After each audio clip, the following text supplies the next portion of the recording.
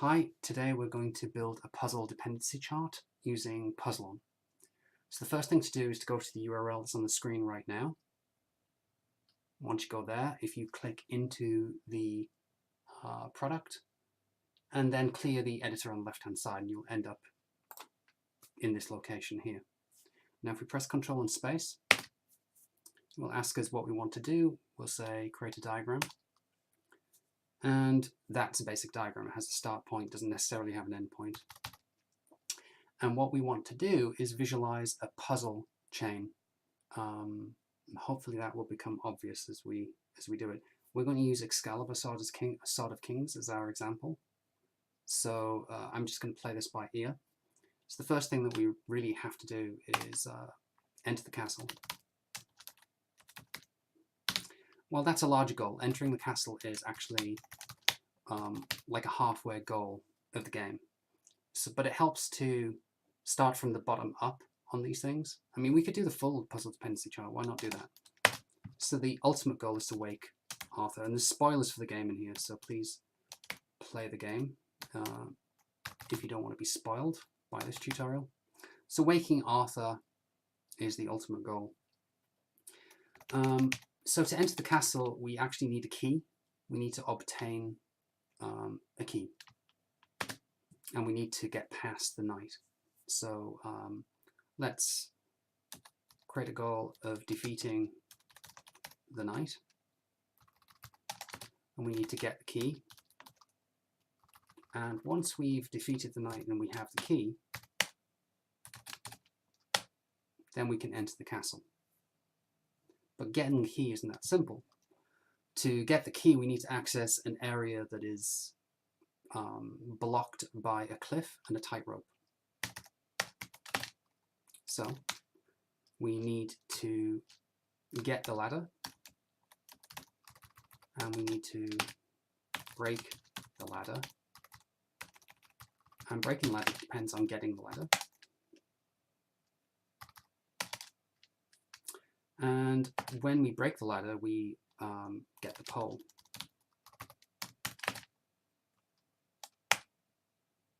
So now we're starting to see a hierarchy appearing on the right hand side. Now once we have the pole,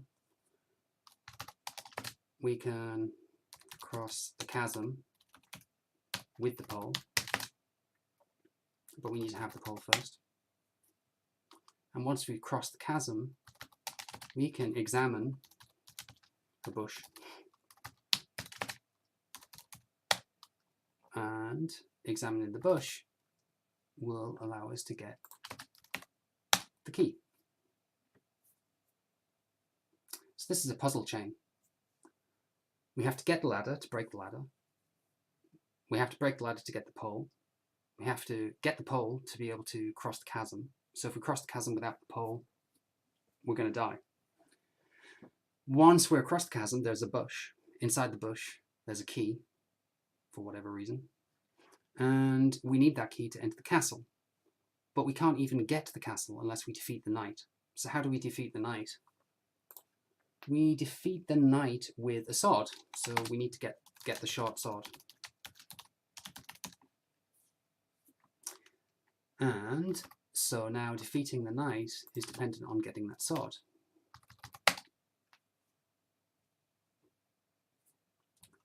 But how do we get the sword? Well, we get the sword by standing a ladder against the tree.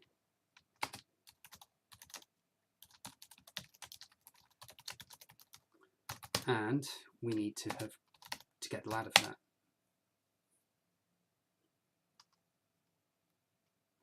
And if we stand a ladder against a tree, we can now get the sword. So if we can organize this alphabetically just by clicking up here. So we're looking for get sword. That depends on standing the ladder against the tree. So you can now see these two puzzle paths. Now this ladder puzzle, there is a way to make the game unwinnable in this state. If we break the ladder before we've stood the ladder against the tree, then we would have a problem. We're not representing that in the chart right now, and there is a way to do it, but we're not going to do it in this particular tutorial.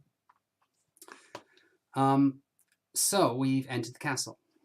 What do we do inside the castle? Well, once we're inside the castle, we can get a coin. Whoops. And that's dependent on entering the castle. And we can give the coin to the old lady. Whoops. And that's dependent on getting the coin.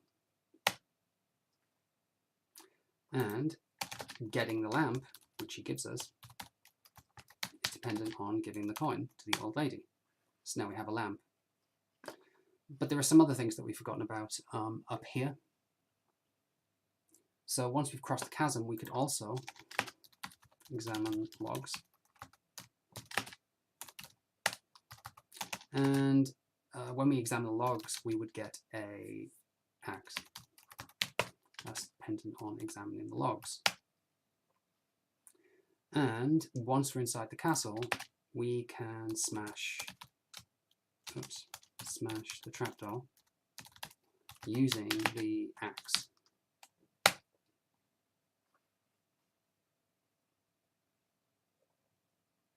But smashing the trapdoor is also dependent on entering the castle.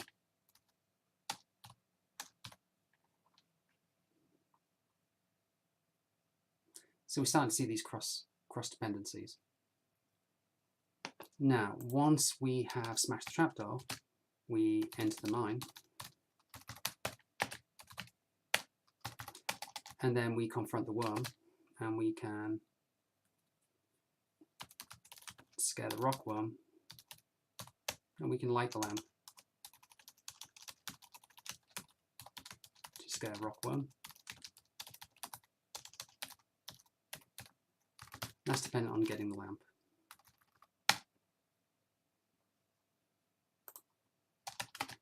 And we have to scare the rockworm to access the salt.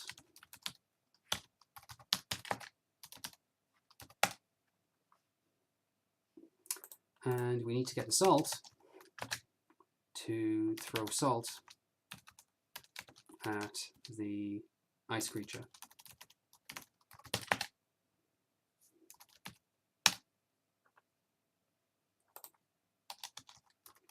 And we need to throw the salt at the ice creature to get the can of oil.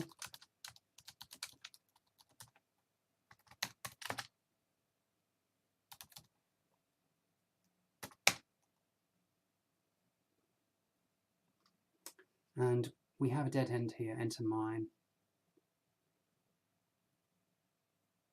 So the light lamp to scare rock worm is also dependent on entering the mine.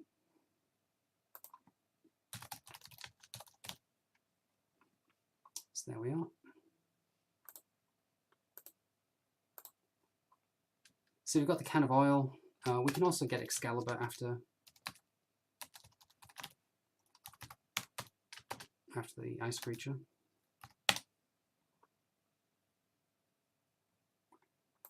And then once we have the oil, we can oil winch, and we can turn winch.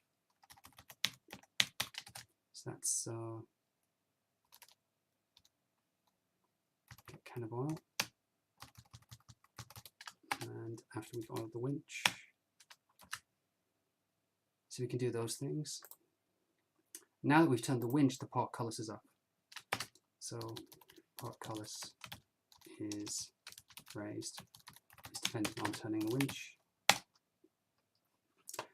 Once the portcullis is raised and we have Excalibur, we can reflect Crania's spell using Excalibur.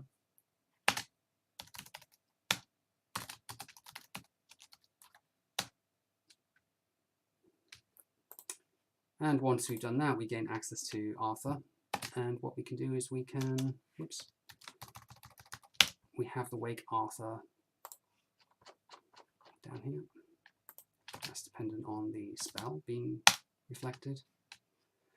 And then we just have end game. This is a end state positive. And that is dependent on waking Arthur.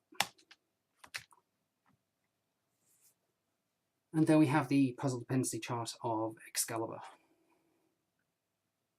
It really comes down to showing the dependencies between earlier puzzles and showing what needs to happen to actually progress. So there are all kinds of bottlenecks in there, like the get salt bottleneck here. We can't do any of this until we get salt. And we pretty much can't do anything unless we get the ladder at the beginning, because the two puzzles are solved using the ladder. So there are these choke points in the puzzle trees, and a good adventure game should be quite wide and then move into a choke point, and then wide and then move into a choke point. And the best way to actually understand that is to read the blog by Ron Gilberts, and the link to that blog is up here. Ask me about puzzle dependency charts, and this links to Ron Gilbert's blog that explains these types of charts.